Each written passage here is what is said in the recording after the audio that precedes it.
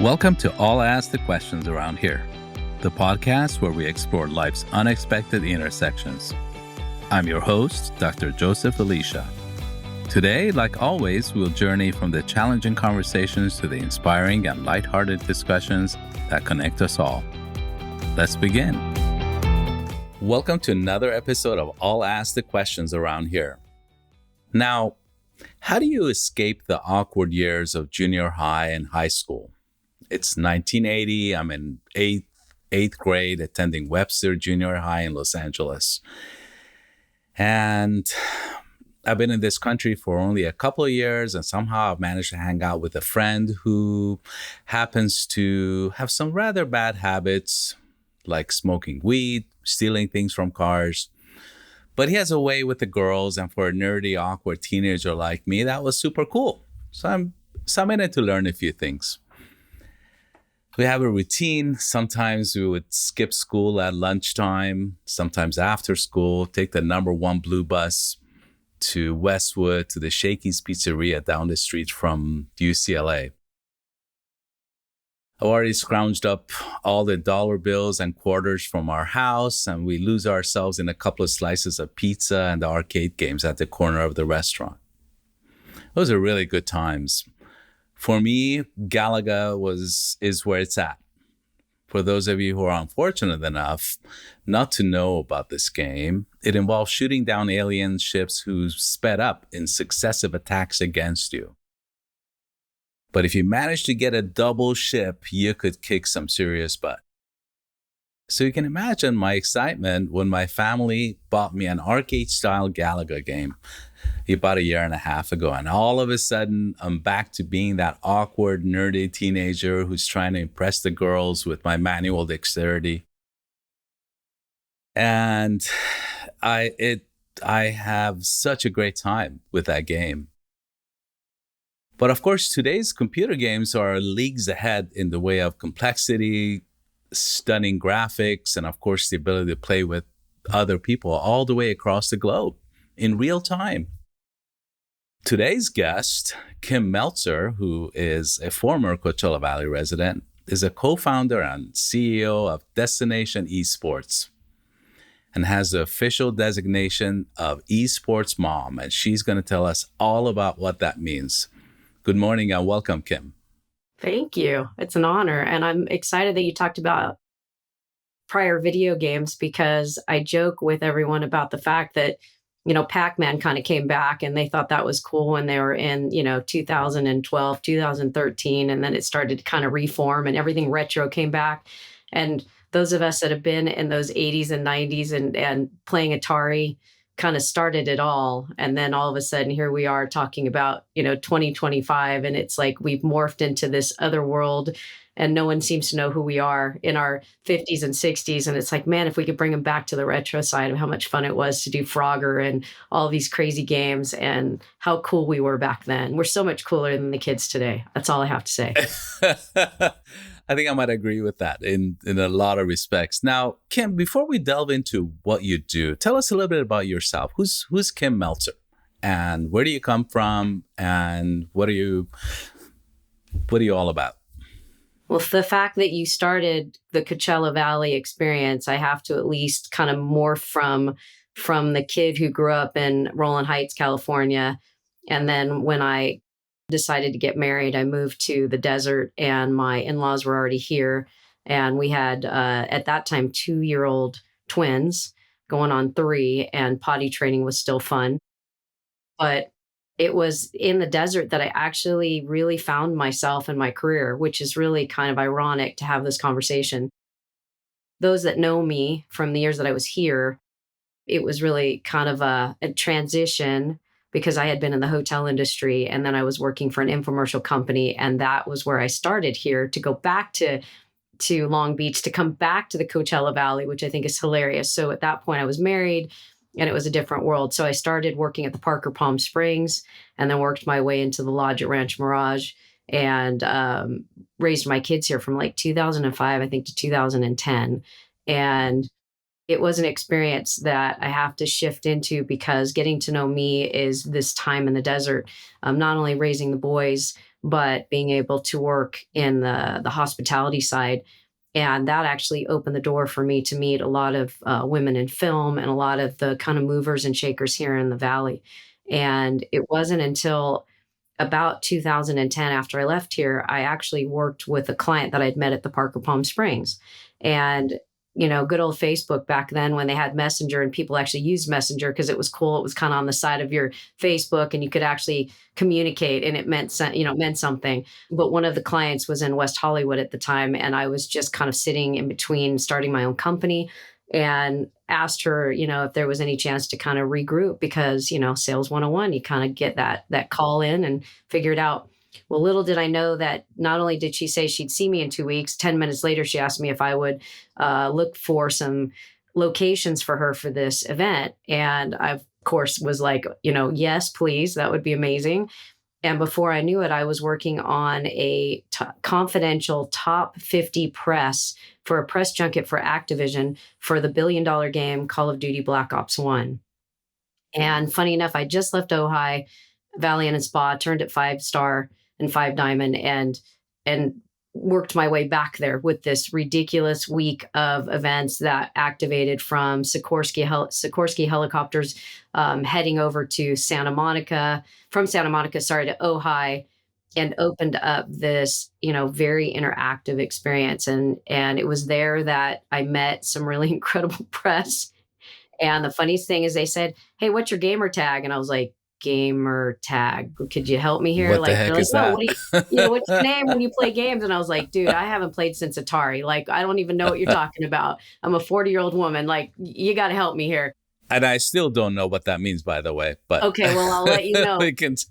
They were hilarious. And you're talking about the top 50 press that play COD and all of these like high level games, and they're very good at it, right? So they give me a controller and I'm, thumbless trying to figure out what to do with this Xbox 360. And they laughed so hard they couldn't see straight. But my job there was to oversee everything and make sure that, the hospitality, the integration, the activations, everything was running smoothly. And so they said, "We got to get you a gamer tag." And I was like, "I don't have a clue." And so that's when they gave me the title COD Mom. So Call of Duty Mom. So I became the COD Mom and everybody knew me as a COD Mom. And so no matter where I went in the Call of Duty realm, there's 300 million players. I became the COD Mom. And that started my career and then flipped me out of COD. And I went into other games with Psyonix and Twitch and did Rocket League. And so it was at that point that I realized I had to change my gamer tag. And so I've now become the global Esports Mom. And that's my gamer tag. So anyone who knows me in the video game world knows me as Esports Mom. I'm curious because obviously I don't know anything about any of these games. And when my kids are playing those games, I'm just, everything is happening so fast for me and I wouldn't even know what to do with an Xbox controller. And of course, it's an entirely different story with Galaga, right? Because that's my true love. But I'm curious about what experiences in your childhood kind of led to this moment where you're in the hospitality industry? Can you identify, it's very interesting to me how people come about to do what they do for a living, right? And you're an entrepreneur and obviously very successful at what you do. But we are the culmination of every single decision that we've made and decisions that we haven't made in our life, right? Do you think there are some key moments in your life that kind of steered you into the direction of where you're at right now? 100%. So when I was younger, I was the oops child in my family. So my brothers and sisters were like twice my age, and my mother was 40 and my dad was turning 41. And I was a tumor in her stomach until they found that I had a heartbeat and had to sit her down and tell her that she wasn't done having children as she's going into menopause. And what an incredible story. Yeah, so it was pretty funny. Thankful that one of her very best friends gave me this understanding because my mom was in tears for a while, but she wasn't going to cause an abortion or do anything like that because, coming from a Jewish home, the one thing you don't do is take children out of the place of what blessings they are. So My mom had me, and my sister was 13. I was born on his 16th birthday, and my oldest brother was going to Vietnam. So it's kind of this weird array of things. But I had her for a very short amount of time. She ended up passing away when I was 13, right at that age of that, change of life where you're kind of becoming someone spiritually, but you also don't even know, how to throw trash away or do your laundry, right? It was a weird place. So that experience and burying somebody at that age really kind of woke me up to the idea that there's a bigger life out there, but when you're in pain and grief and you're young, you don't really understand things. And so, you know, I think for me, becoming a mom was really like a really big deal, and having those twin boys teaching me so much about life. And then all of a sudden, here I am in this video game environment being called the COD Mom. And I realized that there was no structure. There was no ability to have these people who are being flown to these events to really know what was going on. So the nurturing side of me that was already inside of me from my own mother, who was like, the who's who of moms, right? Who was always there, taught me a lot about that, and also public speaking. And so from there, being in the video game industry, all of a sudden I'm handling the VIPs, the press, the developers. I'm working with the hotel, and I'm doing exactly what kind of my life had unfolded. As I look back now, I totally see how God had already placed me in a path that was going to be very specific. But it really was my passion, because by the time we got into the esports and event side, I had kids flying from all over the world coming to an event and didn't even know how to get on a plane, let alone what they were doing. And so I had to mom and nurture them to death. And here I was in my, passion to be able to do that. And so it's been going ever since. You've mentioned that, your faith a couple of times. Were both of your parents Jewish? Yes, they were. And so is it fair to say that faith has played a significant part in your life and in your decision making and the path that you've carved for yourself? 100%. Yeah, I think for me, it wasn't ever wearing it on my sleeve. I think it was showing it in real life practicality, so that as people got to know me, they knew more about who I was and my cultural experiences and things like that. But I think overall, God was using me as a vessel for that, but I never really spoke about it. I lived it. And if someone had questions or they were going through a lot of challenges, and trust me, I've had kids suicidal, had, girlfriend problems, parents didn't deal with them right, they lost parents. Like, I was able to take that understanding and to really kind of like bridge and gap that, so that they always knew there was God's love in there, but they didn't know exactly how to understand it. And then as I got to know them, I was able to bridge a little bit more about faith and how I could stand here today with joy in my heart, knowing that I've lost so much and had to experience so many different struggles to get here. Yes. And I can imagine, obviously, losing one's mother at the age of 13 in and of itself is very, very consequential. And I take it that you were very close with your mom. 100%. And is it fair to say that in your role as the esports mom, you've kind of come full circle and you're doing the mothering that you perhaps missed in those critical years? Absolutely. It was a teaching moment. It was wonderful to have. The world today thinks that we're divided because we look different or we have different ways of faith or whatever the case may be. But I'll tell you, from the perspective of where I was handling and managing and nurturing kids from all over the globe. And it was the most amazing thing to be taught so much and have a bigger worldview, and to know that love is so transformative no matter where you are, where you live, what you believe in. It was probably the biggest learning lesson that gave me the roots to be able to let go. And I just don't fear anything in that way anymore, because I've raised over 1,000 pro players. I've raised, my own kids. I have their friends. Like, it's just been something that means the world to me. And I think people now see me as like my biggest passion is being mom. Why? I don't know. That was the journey I was going to get, but I'm not complaining. Sure. And, I always think, I'm very much against this concept of a self-made millionaire and billionaire unless you grew up in a complete void with no one helping you, no one schooling you, or no one mentoring you. Can you touch on a few people in your life who have been impactful on your journey? Oh gosh, there's so many. I mean, again, it's going to sound funny. And, you and your wife definitely are one of them. And I don't say that because I'm on your podcast.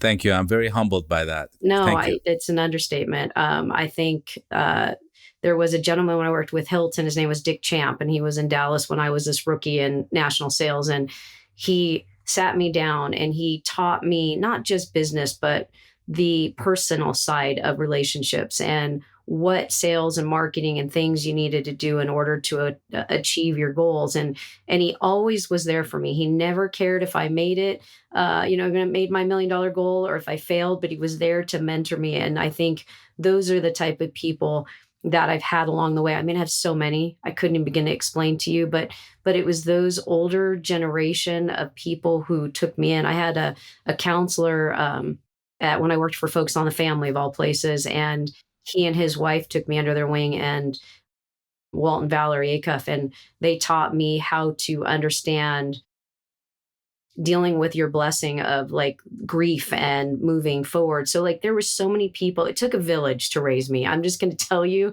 that I am not here because I did it. I'm here because there was just a lot of people who walked in my life and set these amazing seeds and helped Sure. me to get where I'm at. Now, Focus on the Family, that's James Dobson, and that's Yes, a Christian correct. organization. How do you get from being Jewish to Focus on the Family? Well, again, you look at your life and how it unfolds. Forget where I was. And I know that I was, high school. Now I can put it back. So I was living with a lot of different families when I was struggling with my own family, and I was sleeping on the couch and doing stuff. And there was a really beautiful family that I lived with that were Christians, and they weren't trying to, make me a Christian or anything. They were so enthused that I was Jewish. But I think they taught me a lot about a relationship with God that really just kind of hit home about the fact that in Judaism, it is so much about the holiness of God and really understanding the regulations of what that is to walk with God. And I think Christianity just kind of hit me in a different viewpoint, having lost my mom and not using it as a crutch, but finding faith being really interesting because it's personal and it's not like I had to tell 10 people. So I realized that I had never been told that I could talk to God, that there was an opportunity for me to have a relationship with God. And that kind of stemmed me into meeting some people from Focus. And I got a job in Pomona to read Dr. Dobson's mail. And let me tell you, I was naive. So learning about the things that people would write to Dr. Dobson that were very personal and confidential, we couldn't say anything. We were there to read it and then move it forward to whether counseling or, respectfully getting them the books or things that they needed. You were the triage team. Yeah, absolutely. Just really trying to support like, oh, this is urgent. This is a letter from, wherever it was. And it woke me up to the realization that there was so much going on in the world, and being there in a facility of people who loved God with so much love that they didn't even know what to do with it. And there were good and there was bad and everything, right? So, but it woke me up to this relationship. And that was the part that I think meant the most to me. And then as I started to leverage being Jewish and not changing anything about that, it also made me realize about atonement and how, people are so quick to want to push God away because somebody's messed with them or there's been a pain in their lives. But for me, having the pain, I was like, I'm missing something. So I just kept fighting through it. And I remember leaving Focus, and they're the reason why I ended up at Biola University of all places, because I thought I wanted psychology. I wanted to learn more about relationships. And I never really finished my degree there because it just got too expensive. And I came back out of it after, going to Biola and started with Hilton. And that's where my career just kind of took off. But I think I can say to you, Joseph, with no question in my mind, that I may not tell everybody what I believe, but I can tell you that being Jewish and finding atonement, having peace and joy, having lost so much in my life, having to mentor has changed everything. And you can say, yes, I believe in Jesus, but I'm not a Jew that's going to be like telling you those things up front and personal, except for moments like this where I can say, you know what, I'm not afraid to tell you what I believe in because I know who I am. Nobody's going to ever change that, but I'm never going to beat somebody down. I'm going to be mom no matter what. It doesn't matter. I'm just who I am at the end of the day. And that's really an incredible thing to be able to say. And I only hear gratitude in your voice about where you're at. And you could be talking about any number of tragedies or whatever that's happened in your life. But the thread that I get or the message that I get in what you're conveying is really gratitude and being at peace. And that's really an incredible place to be, Kim. And what I'm also hearing you say is that you are not about being what you think people want you to be. You're about just being yourself, authentic, real, and raw, if you will.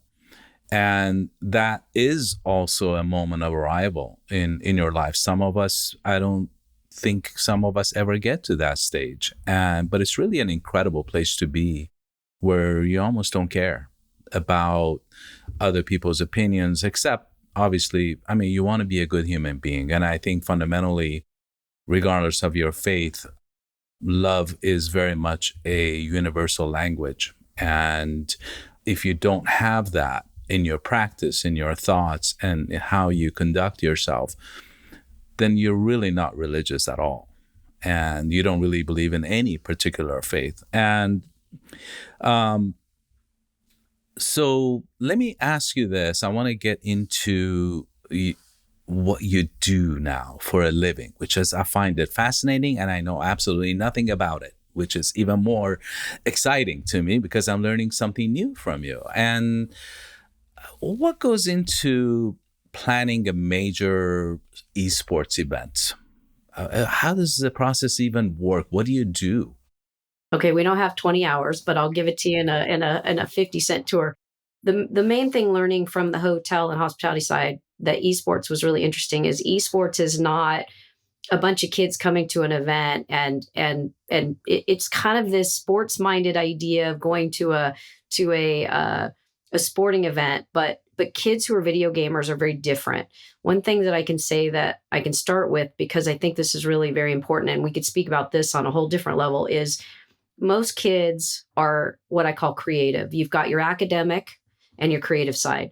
You go into school and there's a lot of that need to be academic, but most of the kids that I worked with were creative. They're very just bigger picture. They can't throw trash away in their bedroom, but you can put a headset on and you could become this major adult who's making decisions and strategizing in games and being able to learn things that the world can't teach you, which is weird. And they've got friends all over the world, and pen pals are a whole different version. And you've got them as part of this experience. And so for them, it's about the five senses. It's about experiencing. It's not just playing a game behind a screen. And the esports part of it for the event was I get to go find my friends there that are like me, and I get to see people in person. So when I was, given responsibility to take care of that, my job was to build a strategy around not just what hotel I was going to work with and what venue had to be close by, but also I had the developers of the game. I had the investors. I had the VIPs. I had the casters. I had the pro players. I had, all the production staff. So I had to take each and every stakeholder and I had to figure out what was their end goal.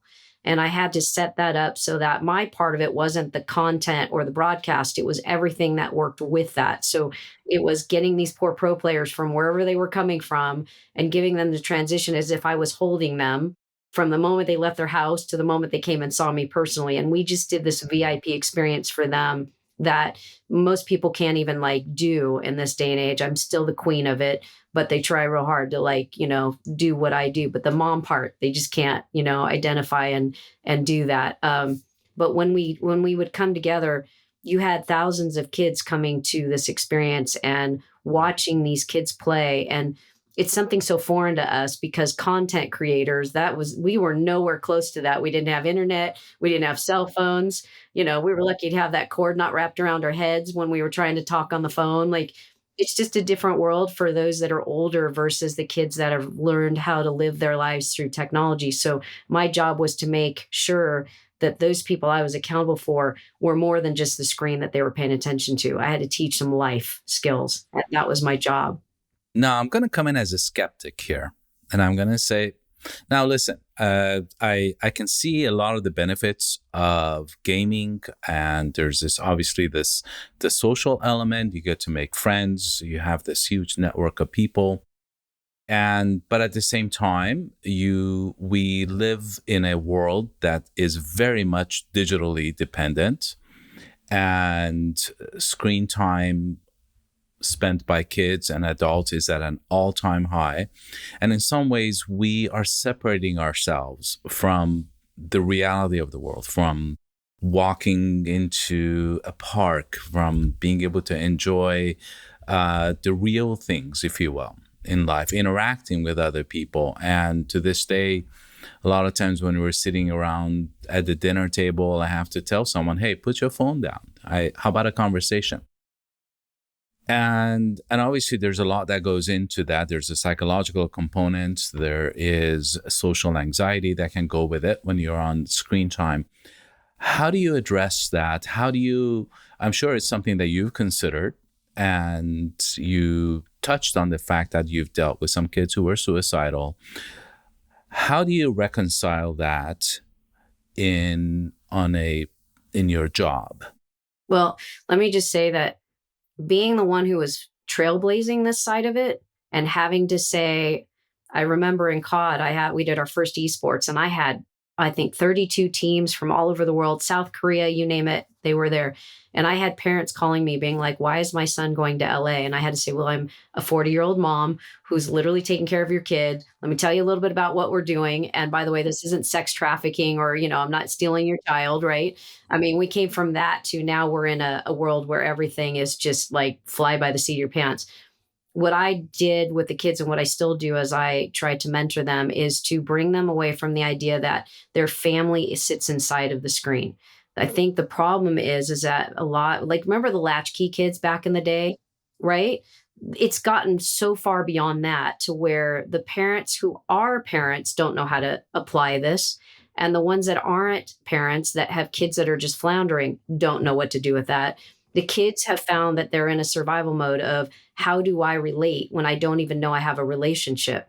So I have to work really hard with the kids that I get in my path to work and break through a lot of that. And I have conversations with their parents or whoever to be able to really monitor what it is to get them out of the screen. But most kids are in the screen because they think that's their family.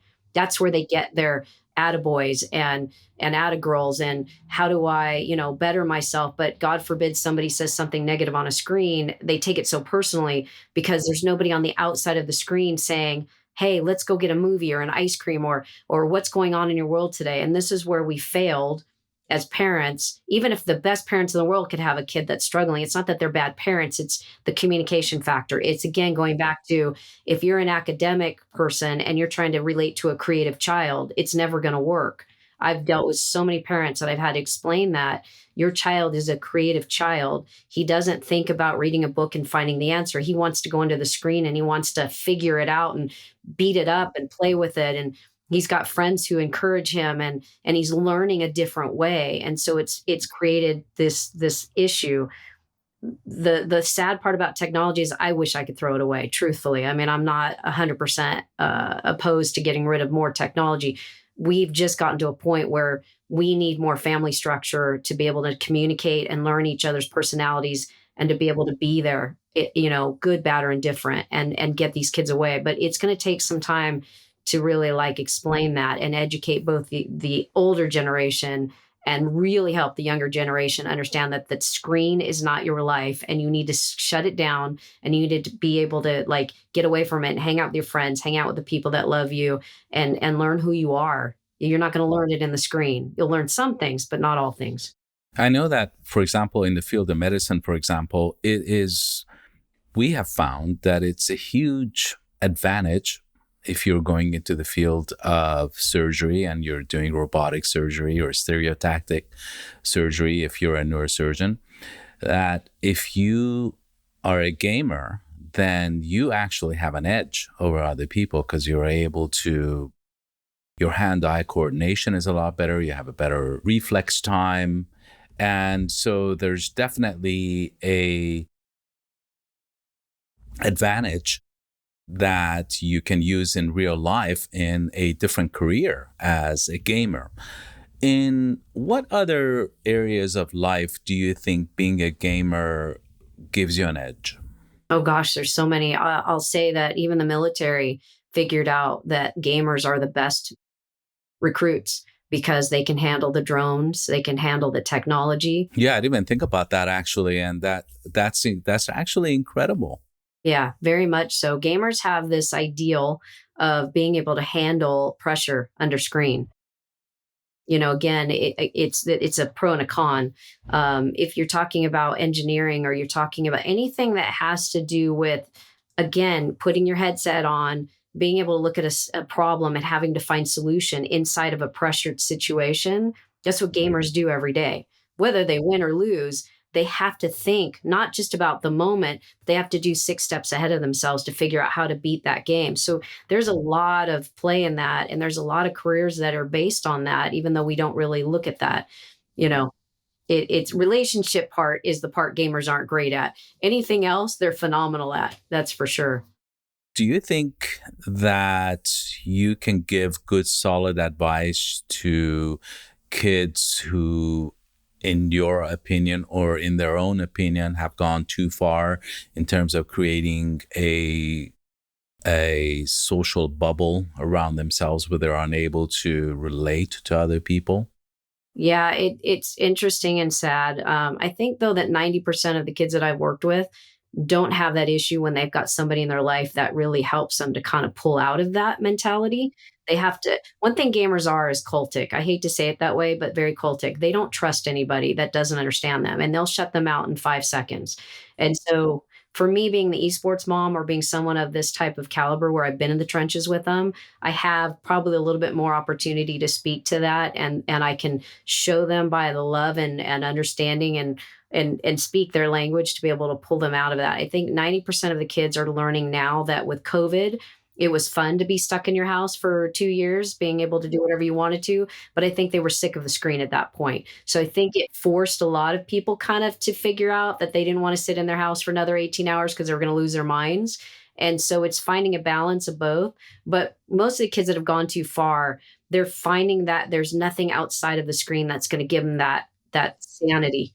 And we've got to learn to be able to figure out where they are case by case to say, hey, if you have great parents, but you don't, they don't like you, let's fix that. Grandma and grandpa, have you not seen them in a while or you haven't played with your friends or you're not doing something that is non-game related?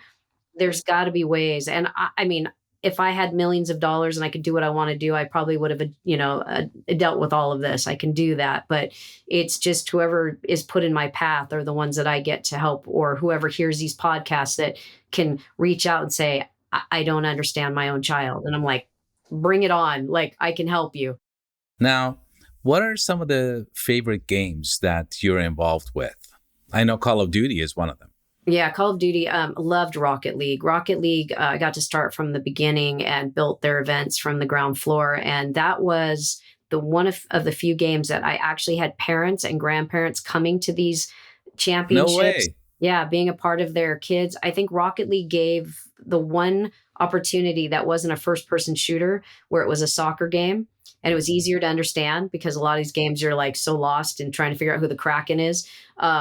But that was the one game that turned into a community. And that was amazing. I taught parents how to deal with Twitter and how to be supportive to their kids. And they were like giving themselves gamer tags, so, Garrett G's mom, or, it was Justin's dad or whatever. Like it was so cool. And there was as many dads as there were moms. And I just remember the first time the grandparents showed up and they had jerseys on and it was like a whole experience. And I think Rocket League opened up the door to the fact that it depends on the game and the mentality of the game, that if it's a game that's teaching you something that isn't really fundamentally a family environment, they're going to stray probably further away from family. Whereas something like that was more to push the community envelope. And there's a lot more of those sports games and crazy games Great games, though. I don't want to say that any one game is horrible. It has a lot of development. Fortnite, all of these great games, Minecraft. Look at Minecraft.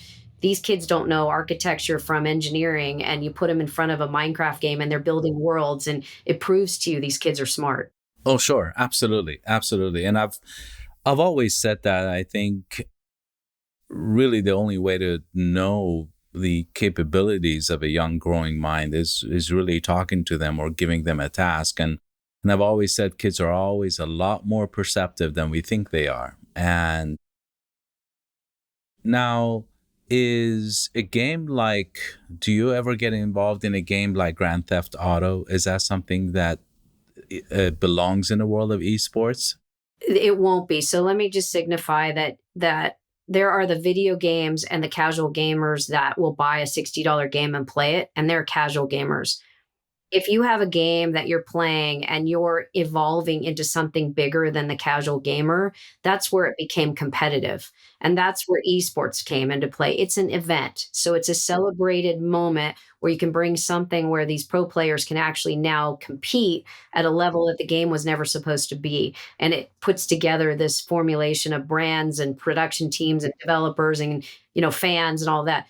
Video gaming as a whole is a completely different conversation. So video gaming is the game like GTA or Grand Theft Auto. My kids couldn't play it until they were older. I knew everything about the game, and they just wanted to race it. So I give them Forza instead of GTA because I knew what it was meant to be. And, a lot of the kids were playing it, but yeah, there's some we'll say non-fundamental games that shouldn't be in the hands of young kids, but these kids are so creative and smart, they just want to check it out. They're so curious.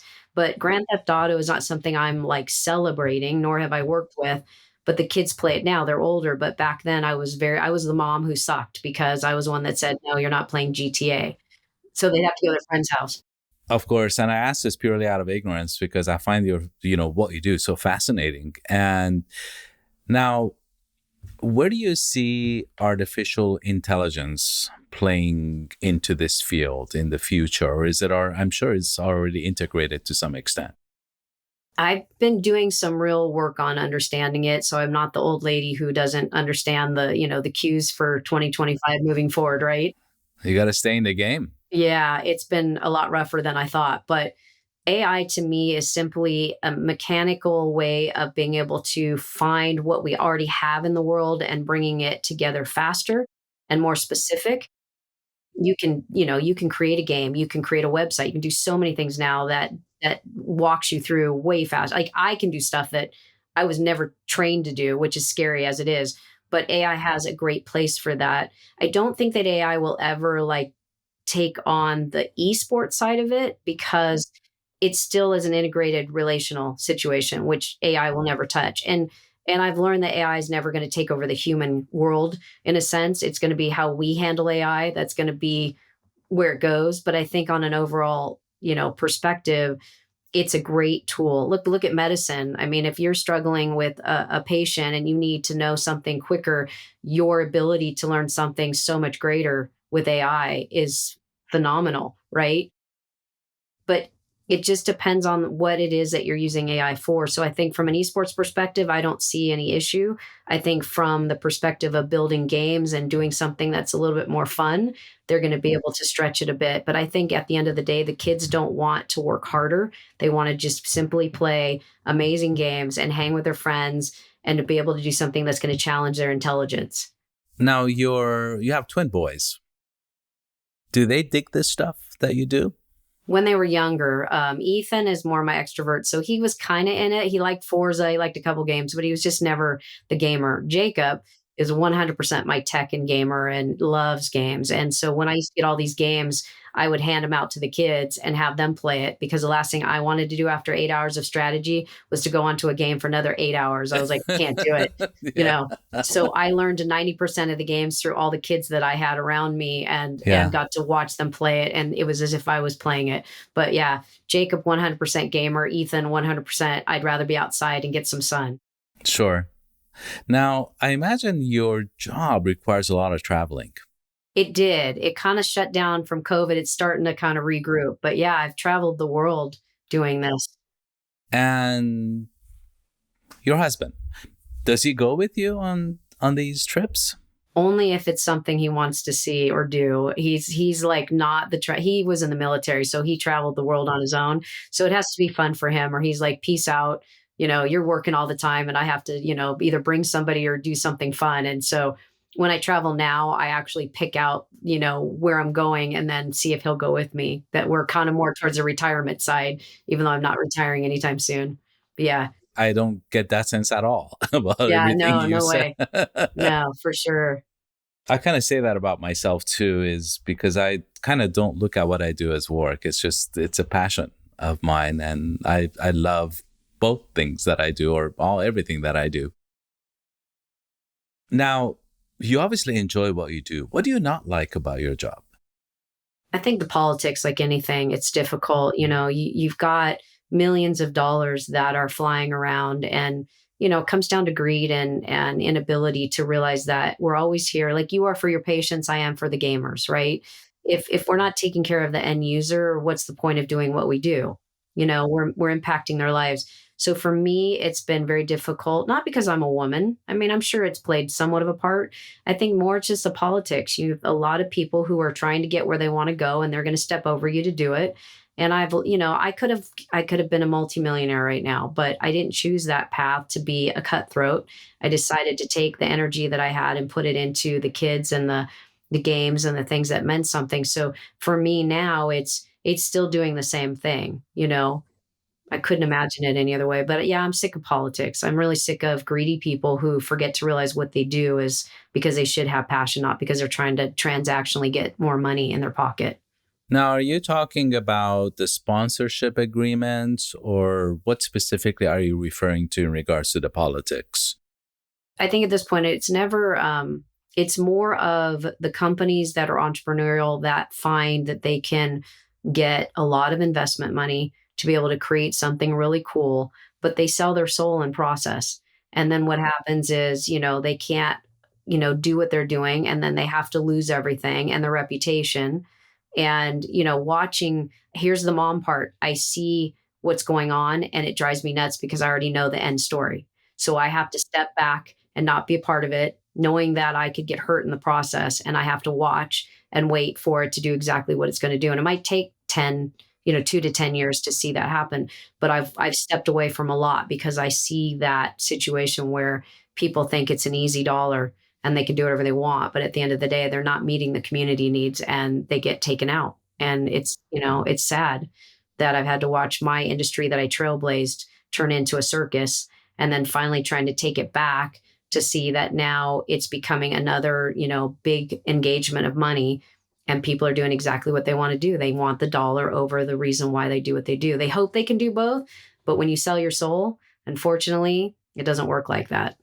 Sure. And I get that. I've actually recently walked away from an organization that valued the dollar above other things. And so when our values became misaligned, that's when I had to walk, because I couldn't change the system. But so I congratulate you for staying in the game, especially because this is something that you've spearheaded, right? And so now you're a fellow podcaster. And tell me a little bit about that. I'm going to obviously have a link to your podcast at the end. What was the drive to start this podcast, and what is it about? I think after having COVID really kind of changed things for everybody, it made me realize that, I may not be in the highlight and spotlight of the gaming industry, but my 15 years inside of it has a lot of stories and a lot of experiences. And I think being able to bring back some of these pro players that started when they were like 14 and now they're like parents and they own a company, and it's talking through life in the realm of video gaming, like where did you start and where are you now, and being able to highlight things that the fans never really got to know, and being able to share a lot of that behind the scenes stuff that really makes an impact. And even more so now, having, I think my age demographics are 17 to probably 70 when I think about the parents and the grandparents and the young kids. And then, now I've got these, 25 to 35-year-olds who were like 17 at one point. Makes me feel old. But I think my goal now is to respectfully talk about topics that may not be the topic that they thought was important. But being the esports mom, there's a lot of things, even health. Like we could talk for hours just on health alone. And, even COVID taught us a lot, good and bad or indifferent. But I think all of that to say, like, I'm really stoked that I can take this time to enjoy topics and conversations that will spur some real interesting, opportunities for these people that want to and tend to watch. Some people who don't even know video gaming, like yourself, that will be able to learn some things from the actual people who were in it, not just me. Like I don't have Yeah, I was just going to ask that. As a non-gamer, am I going to be able to relate to your podcast? 100%. Yeah, because, when my kids start talking about these games, might as well be speaking about it in a different language. I just don't get it. 100%. 100%. Right? But, what you're really saying is, you're talking about the human stories behind it and everything that went into becoming a gamer, the ups and downs of the process, and really the evolution of the person as a human being. In what ways do you think you're going to change the direction of your industry? What do you think you're going to be? I don't think that'll change the industry. I think what it's going to do is change the perspective. And I think that's what's most important is if anything I've learned in the 55 years of my life, it's you think you know a lot and then you find out you know nothing. And the little bit you do know, you want to help kind of revive that understanding of like maybe you thought that this was the way to go, but let's give you some more objective understanding of things so that when you make decisions, it's not on opinion, it's on some facts and some practicality. And, even down to, watching some of these kids who were drinking energy drinks like it was going out of style and they're diabetic. And you're like, whoa, whoa, whoa, you didn't even know you were diabetic and you shouldn't be drinking that. Like I had to really wake them up to what are you doing and why are you doing that? And who taught you that? Is that something you saw on the screen? Is that because you saw your uncle drinking it? Like slow down and let's talk about, let's bring this back to who are you and why are you here and what are you trying to accomplish?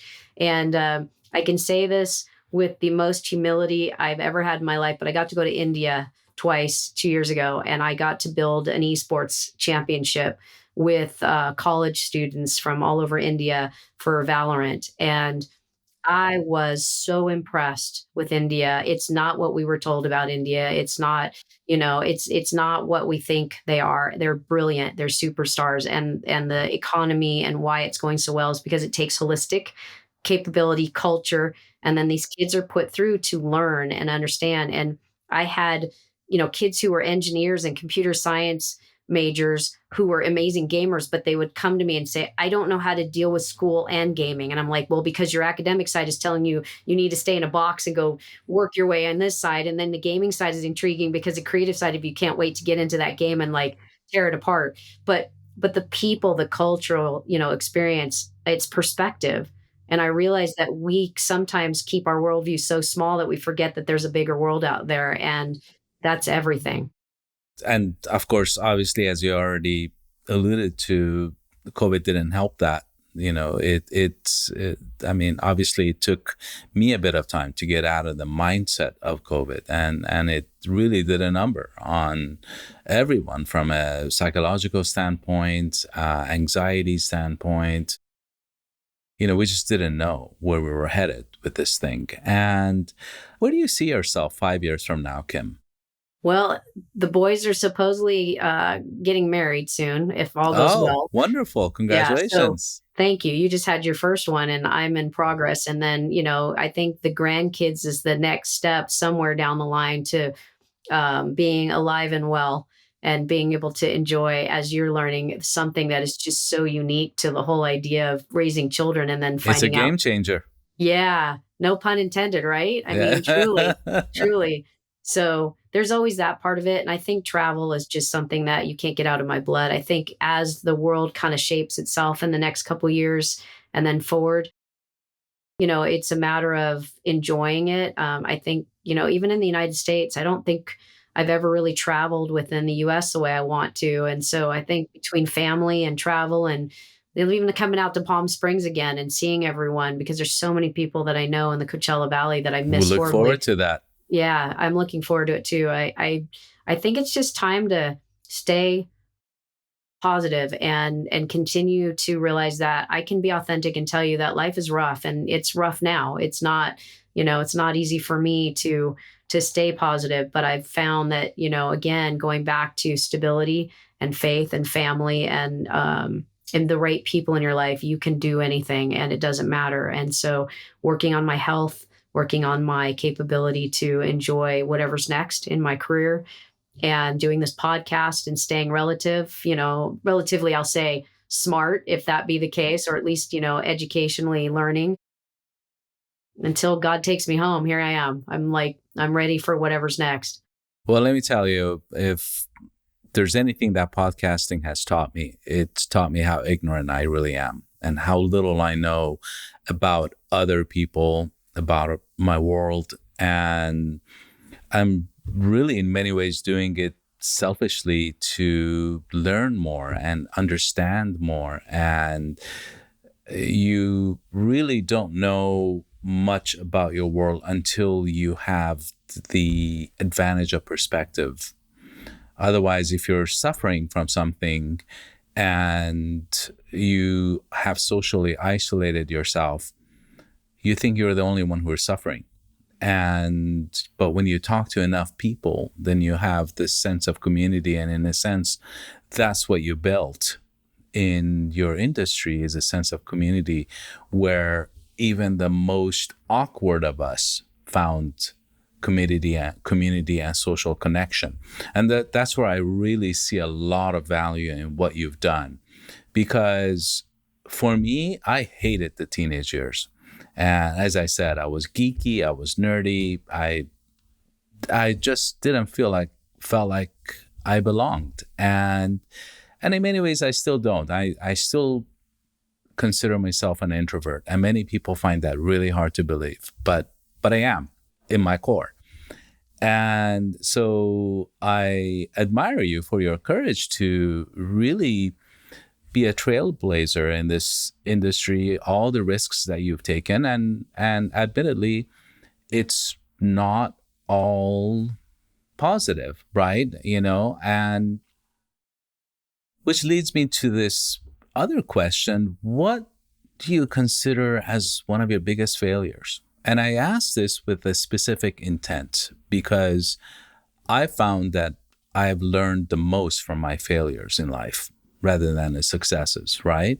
So what did you fail at? I'll laugh and tell you it's going to be really simple.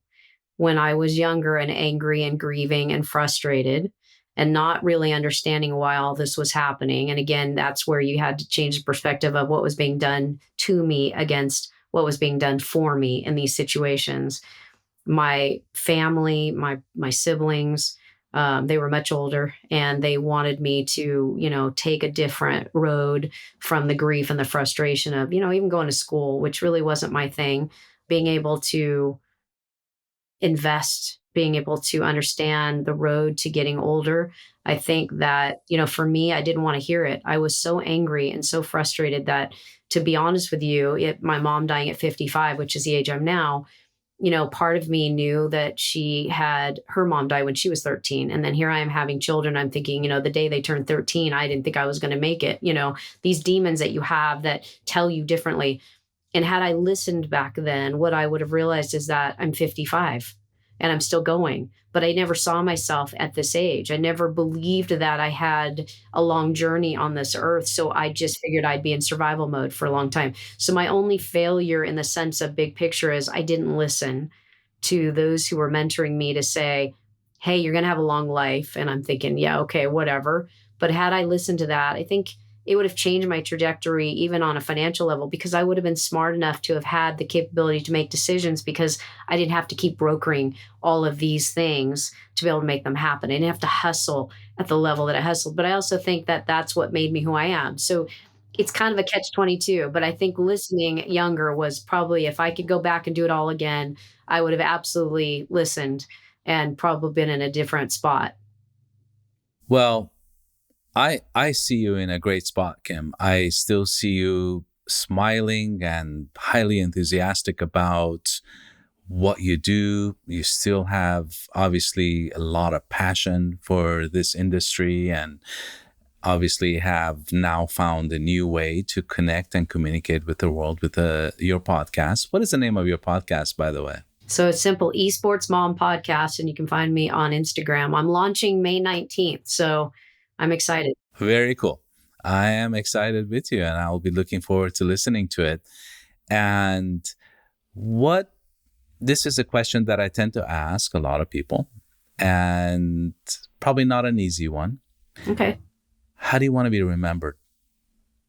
There's so many things I could answer on that. I think the legacy for me was being my mom. I think the legacy for me is, I think I've reached a lot of different people, and I hope that would be the best way to describe it. I hope that it was sincere and authentic. I think being able to make an impact, just walking life with people and having fun trying to figure it out has been the greatest journey. I hope that whenever that day comes when I'm no longer here, I've left a lot of that love and inspiration and passion. I'm hoping that my grandkids will have these type of environments where they get to know me, in these videos, and get to understand that like life is what you choose it to be.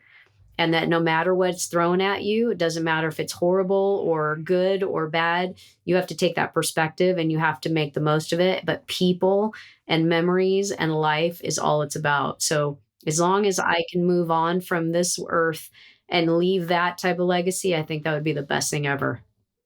That is super cool. And I love that. And I don't know if I've shared this before, but my motto in my life, and I don't think I can take credit for it because I read it somewhere, is that I am under no obligation to be the person that I was last year, last month, last week, yesterday, or even a minute ago.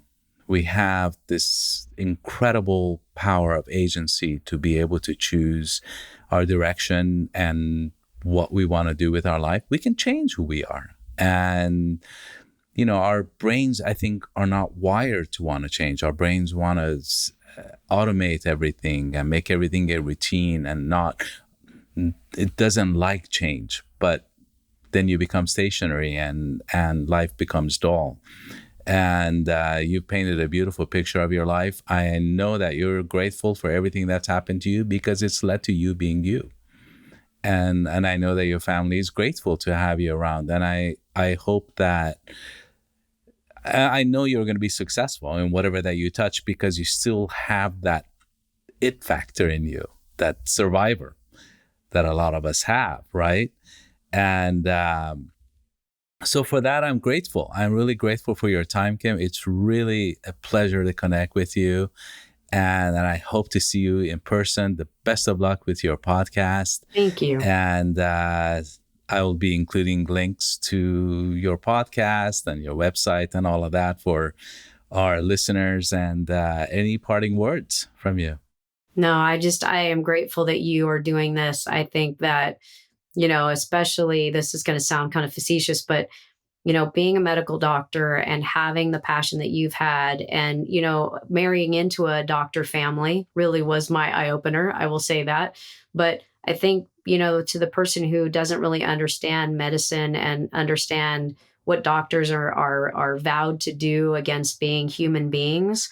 And I think that you showing this vulnerable side of yourself is going to be really exciting. And what you choose to share and what you're going to do through this podcast are really important. And you have an amazing family and you've raised an amazing family. And this just kind of is neat that you're showing off a certain part of you that none of us would have ever got a chance to know other than your family. And I think that it's going to be exciting to watch all of the things that you do. I'm excited, and I'm excited to see you on your additional journey that you've laid out in front of you. Best of success to you. And I know we'll be talking soon again. Yes, sir. Thank you so much, Kim. It's my honor. Give my best to your family. Thank you. You're welcome. That brings us to the end of another episode of All Ask the Questions Around Here. I'm Dr. Elisha, and I hope today's conversation gave you something to reflect on and perhaps something to smile about. If you enjoy what you heard, please subscribe wherever you get your podcasts. and join us next week for another journey through life's complexities and comforts.